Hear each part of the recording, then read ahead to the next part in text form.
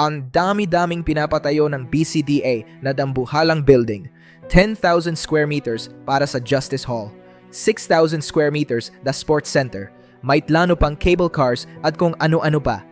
Pero wala pala silang master development plan na sinubmit sa Baguio. Yan, nanaba ang sinasabi ko eh. Patayo lang ng patayo ang BCDA na hindi nagpapaalam sa lokal na pamahalaan. Sobrang kakapalan ng mukha na talaga to. Para lang malaman nyo, noong December 2025, naglabas na ng Resolution 898-2025 ang City Council sa pangunguna ni Councilor Leandro Yangod Jr. na nag-uutos sa BCDA na isubmit ang expanded master development plan nila. Hanggang ngayon, wala. Baguio is totally ignored. Sabi nga ng mga konsehal natin, kaya hindi nyo masisisi ang mga taga Baguio kung bakit umaapaw ang galit nila sa comment section eh.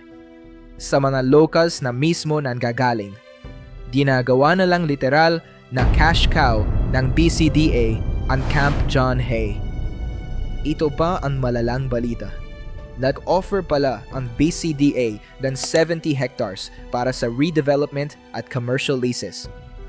Pera-pera na lang talaga BCDA, no? Puro pagpapalaki ng revenue ang inaatupag nyo habang ang Baguio naiiwan sa ere. Sabi na ni Councilor Jose Molintas, sobrang gigil na ang BCDA sa economic expansion kaya tuluyan na nilang binalewala ang 19 conditionalities ng Baguio City. Inuna pa ang pagbebenta at pagpaparenta ng lupa kesa tuparin ang obligasyon nila sa mga residente. At BCDA, pakinggan nyo to. Galing mismo to kay Councilor Fred Bagbagen.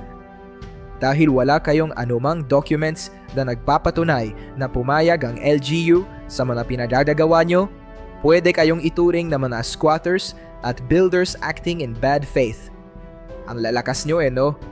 Pero sa mata ng batas ng Baguio, para kayong mga squatter na nang-aagaw ng teritoryo.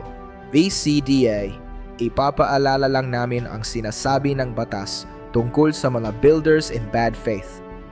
Sabi ni Councilor Bagbagen, he who builds, plants or sows in bad faith on the land of another loses what is built without right to indemnity. Ibig sabihin, kapag nagtayo kayo sa lupang hindi naman sa inyo at wala kayong paalam, pwede yan bawiin sa inyo nang wala kayong makukuhang kahit piso. Good luck sa bilyon-bilyon na pinagmamalaki nyo. Kaya, BCDA, tama na ang panggagata sa Camp John Hay.